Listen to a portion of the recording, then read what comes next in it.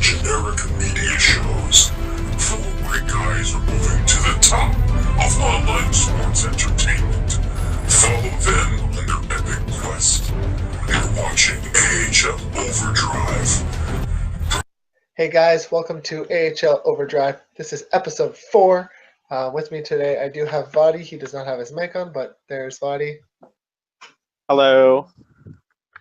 So today, we don't have much topics to talk about. However, it's going to be a quick show. Our first topic will be concerning the media team. Then we're going to have a segment breaking down. It's a new segment that I am starting. It's Bucks top 5 scores breakdown, whether you are the real deal, an average player, or a scrub hunter. Then Vadi will do his power rankings. And then I have one special announcement, and then I will be talking about Pivot's All-Star Game announcement that he had today. So first things first, we'll toss it over to Vadi since he's media coordinator. So Vadi, what's going on in the media team? So, sorry about no video, guys. Laptop's out of commission for a week. Anyways, speaking on the media. So, recently, let's be honest, after week 1, there was a huge drop-off in media. About 2 to 3 games a week. Games of the night were put up per week. We, of course, did our weekly show. The what to watch for threads were still put up. And the trades threads are still up. Of course, both of those were put on hold due to personal issues. But the reason we haven't had anyone cover those lately is due to a huge lack of any productivity from the guy who helped me start the media show in Bishop or El Diablo, Coach Crass, and Eric E. So all 3 of those people are now out of media, given they have done absolutely nothing to help run it. So yeah, Bishop, when asked to run the show or help out run the show tonight, he has appeared on one episode as the guest star. He decided to just up and quit the media team. He gave his rights to the group media body and just dipped. And then when asked if he was going to do a show, he said, "Fuck media," and that's it. That's all. And as Vadi's mentioned, yeah, it kind of sucks. Yeah, we've asked Eric to be a part of media about every fucking show. He's blatantly blew us off. And Coach Crash just, I don't think, has the time. So your media team officially is like 4 people now, which is me, Faces, Buck, and Ristolainen. So once again, Faces with his trades of the week. Yeah, I mean, Faces ain't gonna ever probably do a show, but speaking on that part, if any players or management want to come forward and help out with media, we could really use a guy to do some game of the nights because we can't always do them. I'm a very busy person, so it's hard for me to do them. Like twice a week. I kept up with my part of the week, and I even hyped up Ristos this week, but he had hockey, so. Yeah, we just honestly, we need about 2 to 3 players or management that want to help out with media. We've had no one request to be on the show or request to help whatsoever. So if anyone complains about a lack of guest stars, well, that is the reason. We've had no one step up. So at this point, we'd even take somebody with a tainted career like Danke. Oh, God. Even Dan Hudden might be a welcome sight. Exactly. So, I mean, we're really thin out here for media, so if there's a question about why it's not out, we have literally had 3 people dip out of the media team, and no one has come forward to help. 4 hours. Yeah. In the last 4 hours, we lost 3 guys. So. Well, obviously, as you could see, 2 of the guys in media didn't do absolutely anything at all. And the other one did a really nice thread, but after that, it was just deadbeat. So that's the media announcement. Everything will go as scheduled. We'll try to pick up more slack. But like I said, please, if you want to help with media, reach out to one of us. We can definitely help you. Yeah. Looks like I was just picked up off waivers by Lehigh Valley Phantoms. Lord. I have now their 7th defenseman on the roster. I don't know what they're planning on doing with me. They can't waive you again, so they're gonna have to waive somebody else. Waive someone else, or I might get called out. Now I'm going to move on to my segment. My new segment is called Bucks Top Scorers Breakdown. Are you the real deal? Are you average? Or are you a scrub hunter? So I break down the top 5 scorers in the league, unless it's a full line. Then I break down that line, the top scorer on that line, obviously. So first one I have from the Chicago Wolves, I have Pure Fishing. Not surprised there that he's leading the league. He's 9-1-1 with 22 goals, 27 assists, and 49 points. He has wins against San Antonio, Rockford, San Antonio, Charlotte, Rockford, Cleveland, Albany, Toronto, Utica, and a loss against Milwaukee, an overtime loss against Providence. My decision on this one is that he's just an average player. He hasn't really faced many big teams except for Cleveland and Rockford. Otherwise, they're mostly bottom of the basket teams, so average player there. Moving on to the second score, third score, and fourth score. It's the Bull Breed 333 Wags 82 with a little legacy line. So I'm going to break down Bull Breed, who is 10-1-1, but that whole line is 10-1-1. Bull Breed's got 26 goals, 21 assists, and 47 points.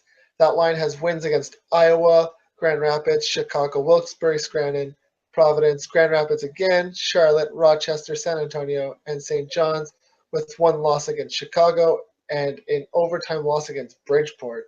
We all know Wags and his line are the real deal. They do play against the top teams all the time.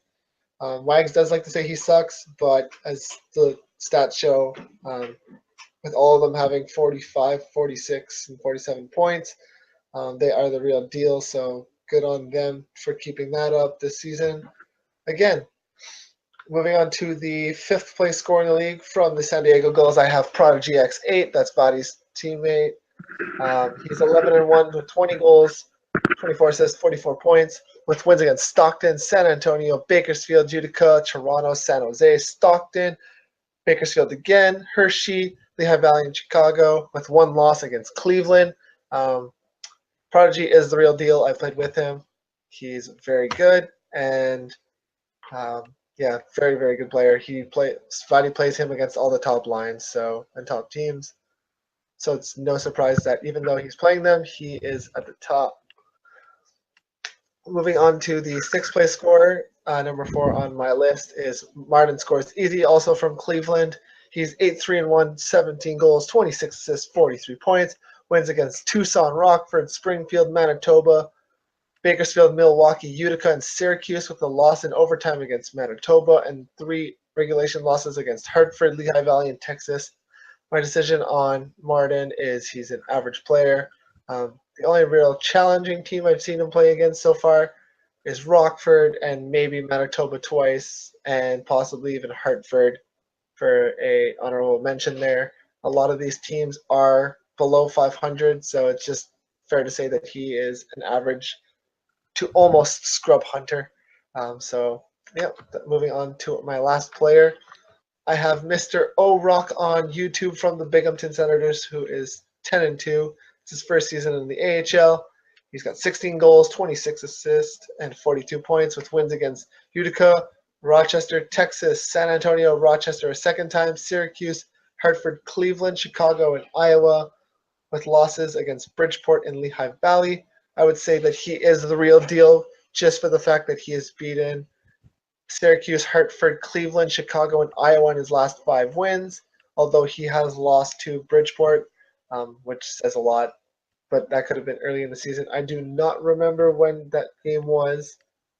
That was definitely a real deal. So I'm going to possibly start doing that every week and looking at different players. Maybe I'll look at the top 5 defensemen and scoring or plus minus next week, or even goaltenders and see how they do that. We're going to send it over to Vadi for his power rankings, which are going to be a little briefer than usual this week. Yeah, sorry guys. There is no laptop, which means there was no type up.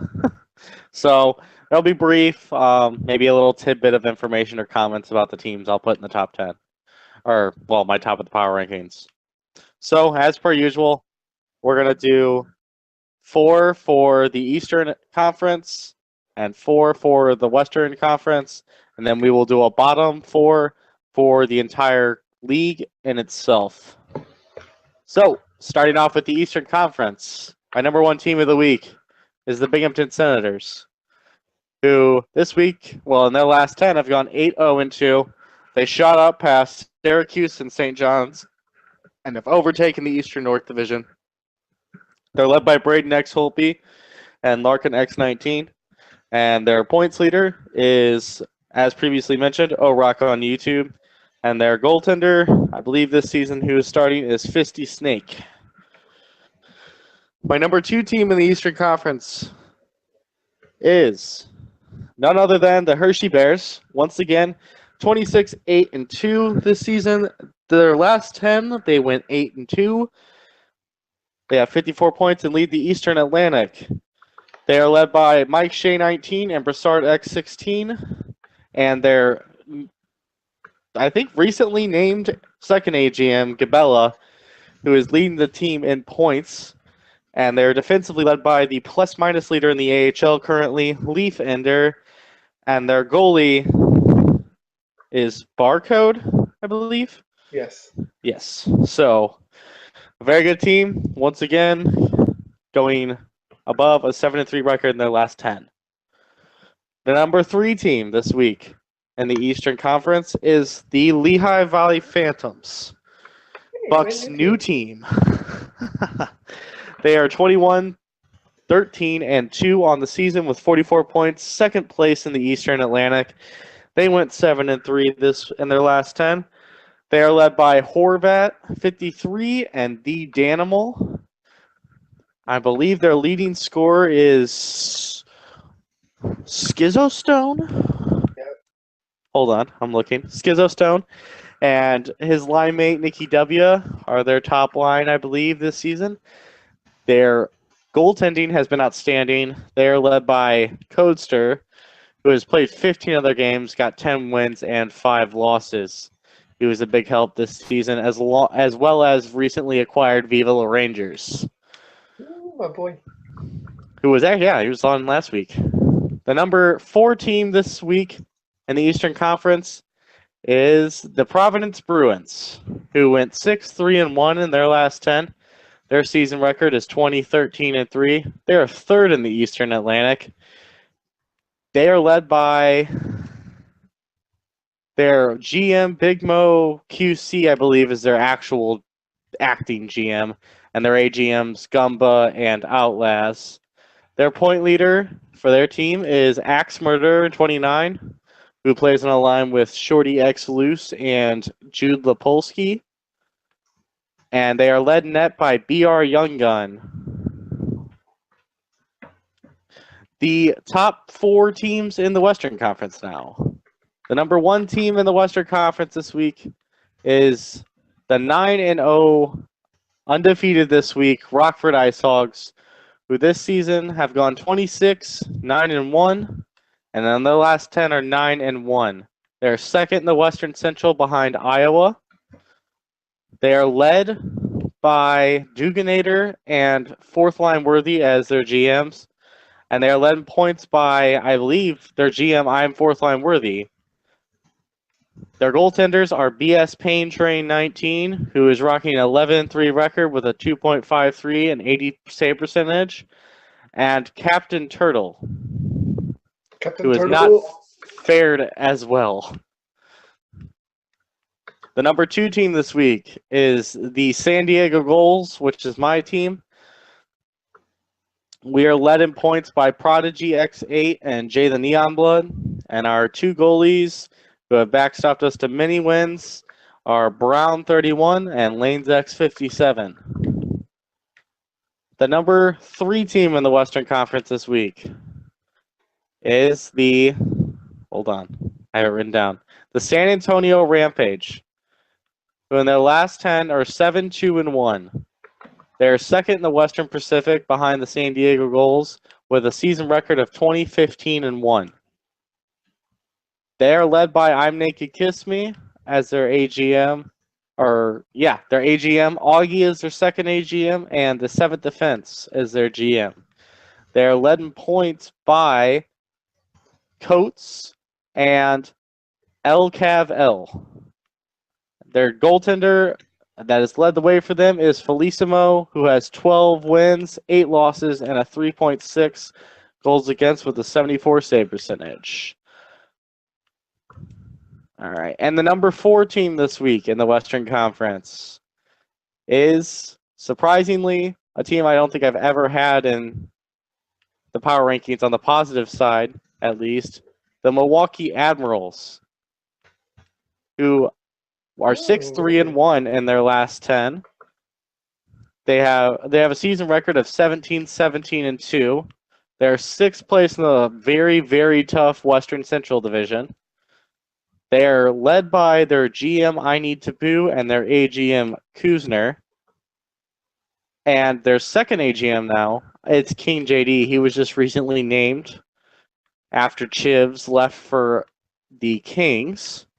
They are led in points by Kuzner, the AGM, and the other AGM, it's King JD. They are led in net by SOS Revolution and Zeri. Zeri seems to have most of the wins. He's 10-13 this season with a 3.98 and a 71 save percentage, while SOS Revolution is 7-6 with a 4 goals against and a 71 save percentage as well. Now for the bottom 4 teams in the entire league. We'll have number 1 is automatically going to be named Bridgeport. I don't even have to look at that. Yep. Lang is a tire fire. I'm not going to give you the time of day of listening to it. I'm sorry if you play for that team. The second team is the Ontario Reign. I know some of these guys over there, and well, they just got ravaged even worse after the Kings management quit. I believe their first line of Hicksey, Coop, and 2 other players were sent to the Philadelphia Flyers immediately once the new AGM and GM of the Kings got named. That trade was made. So now the Reign are sitting without, I think, 3 roster players on their team, and they were completely been ravaged. So I feel terrible for them, and best of luck to SMS fan over there. It's going to be a hard road back. The third team is, once again, the Albany Devils have dropped from favor. Yes, yeah, I had them. The Albany Devils have dropped from favor. Their goal differential is -42, which is horrible. They're 11-22-3. They went 3-5-2 in their last 10. And they beat Iowa. They did beat Iowa. And they beat the best line on Iowa, which is Gross Tabernac, Amiot, and Killer Phil. And suddenly, the entire shout box became less full of 16-year-old boys. It was really nice for a moment. Boom. And then they lost 3 straight and went 6-4 in the last 10. Anyways, Albany is the 3rd worst team in the league this week. The 4th worst team, and I feel really terrible naming them this because their GM just quit. Buck's old team, the Utica Comets, who went 3-6-1 in their last 10. Now led by Sport Freak, who hopefully can do a way better job than Thornton did, who just recently quit. And best of luck to that team. They're actually still sitting in 4th place because that division has been through such a rough time. So, and that's power rankings for this week. Buck, back to you. So back to me. I have a special announcement this week. As you can see, it's just myself and Vadi on the show. But there is going to be another show this week that Vadi will not be included in. Vadi has no idea about this show, actually. This might take him by surprise. This is going to be a show that is going to be designated only for goalies. I was approached saying that we don't give enough in-depth talk about the goalies. We just talk a lot about the players and the teams, but we don't actually talk about the goalies. So I have gathered a group of goalies, and we're going to be filming this either Sunday night or Tuesday night after games. This is going to be something not just for the AHL. This will be an NHL/AHL goalies just coming together. We're going to be talking about stuff like what they thought about the patch, what's the pros and cons of playing the position, things like if you were on a better team or a worse team, how do you think your stats would be, or other goalie stats would be. Um, I have it typed up right here, actually. Where is it? The positioning, thoughts on the patch, as I said, stats on what team. So yeah, basically just like why you play goalie and stuff like that. It's just to hear from the other goalies that do play in the league because, again, we don't talk about them as much. And it's nice to hear names that have been invited or are talking about joining on the show are Ballsy06, Huddy, Johansson92 hasn't contacted me back yet. King Ellis might make an appearance. Nightmare XX, Painter, Psychic Taco, Vadi's beloved Sanctify has been named also to possibly be a voice on the show. Viva La Rangers will definitely be here, and Zero Crash might also make a performance. So again, this will be a mixture of AHL and NHL goalies. It will be both available in the AHL and NHL forms as well because of it's a special special edition show. So that's my special announcement. Vadi, what do you think of that? I like that a lot. In fact, maybe we should think about doing a show for maybe the other positions as well, just solely defense conversation and solely a forward conversation. I think there's a lot of ways we can go with that. I love the idea. I can't wait to hear about it. That's good. So yeah, it might be a little bit of a longer show. It might be a shorter show. We haven't decided yet. There is a lot to discuss with these guys. So yeah, hopefully this is going to go really well. Now moving on to my last topic for today. It was recently posted in the forums this afternoon by Mr. Pivot Givener, HL Bod. He has been given the go-ahead to run the All-Star game. I will post a link in the actual thread for our show, so that way you guys have the link there. There's a poll saying with 2 ideas Pivot wrote up for the All-Star game. This would be happening on week 7 or sometime around week 7, hopefully on the Friday night, and then afterwards it would be a championship versus a manager's game the Friday afterwards on week 8. Again, look at Pivot's thread to check that out. What do you think about Pivot running All-Star game this season? I think he piggybacked a little bit off of you, but it's good to see that's happening again. Pivot's a good guy. Good guy to run it. Although I don't think it would have been a bad idea if he would have got media team involved, but well, as okay as it is, hopefully we can get streams up for all those games no matter what happens. Maybe get some commentary in. See, that's something I feel like has been lacking every season when we do have the All-Star games. We don't have the streams or the commentary for them, and it would be nice to see a little bit of a change so that we do have that. So yeah, which this is gonna surprise Buck. But this next week, hopefully, I am planning on trying to round up a co-host to do a live broadcast or commentating of a game of the night in the AHL. So I'm planning to. I have a few co-hosts I've reached out to. I plan on announcing a little bit sooner. It'll probably be on a Wednesday or a Thursday game. So I'm sorry if I don't get to your game, and of course we'll have to make sure the stream's up. So we'll have to have several options, but definitely. It is in the works. Buck doesn't know about that, but there you go. Actually, that sounds really cool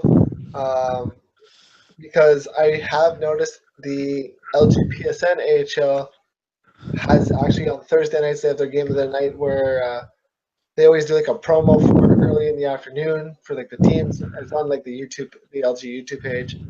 And then they actually commentate the game. Like they do a little hype up, like 15 minutes before the game. They do a breakdown, and they actually commentate the game. Then they do a post-game show. So it's kind of really cool about that. So I think it's awesome that you guys bring that here. Yeah. My question for you: are you basing that off of like Bristows and I's game of the nights, or are you going based off the LG game of the nights? Which we do? Well, the issue is that some of those don't get streamed, so we'll have to have about 3 games that me and the host will pick, and then we will go down the list. It'll probably be both the game of the nights. And if those aren't streamed, we'll have to go to Plan B. So hopefully those, if you get a message from me in this week and it's asking you if someone's going to stream, please get to me as soon as possible. Yes. Makes my job much easier. That way we can do a little hype up and talk about the game of the night and the lines that are out there and hype you guys up a little bit. I noticed a lot of games of the nights are getting posted up on the site and getting, a ton of views, triple digit in views. So I know they're getting seen. So I figure we do a little commentary to help. Yeah, no, for sure. Like I said, I gotta talk to Titus because I want to see if he can possibly make it so that when I post my games of the night, he can put those specific streams up live on the actual the featured stream. That way, you have something written, typed up for it, and then the actual game going, which would be really cool at the same time. That'd be incredible. Because it keeps switching on you guys. I know that. Yeah, because apparently, one night, San Diego had the 10:30 game, and I asked him if he could put the 10:30 game of ours on, and he said that he couldn't since San Diego had already got in the 9:30. So I think just some consistency with the placing of the games of the night and the streams, maybe matching them up so that way it works out a little better for those doing the articles that actually put effort into it. Yeah, and we'll try not to be as favorable to certain people's teams as well, speaking on that front. What do you mean? I mean that I'm not going to commentate my own game Oh, okay. I was 4 times, because I'm pretty sure that the Goals had 4 game of the nights this week. So yeah, they had 4 or 5. yeah, so. But I mean, what do you expect when you're the number 1 team in the league? Just third lines. Shut up. Stop But talking like that, Buck. But your third line is a first line. It's not a first. Anyways, so. All right. Is there anything else you'd like to conversate about?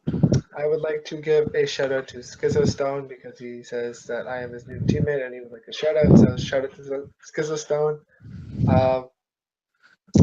Shout out to my man Vadi for trading Bishop in the worst way possible, for trading myself and 2 TCs for Sport Freak, who he flipped over immediately for a top defenseman and Wolfie. Sport Freak becoming the GM of Utica, and Bishop waiving me, losing one of the TC players because he got 3-season banned, and the other TC player, I don't know where he is or what he's doing. So, It's Showtime X88.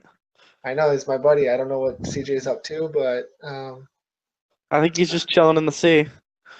regardless, Body basically got Wolfie for Showtime X88 in the end, since I am now in Lehigh. So that's the shape of the year right now. In my opinion, besides Lehigh Valley getting rid of Freebach for nothing, but Yeah, that might still hold up. let's not talk about that one.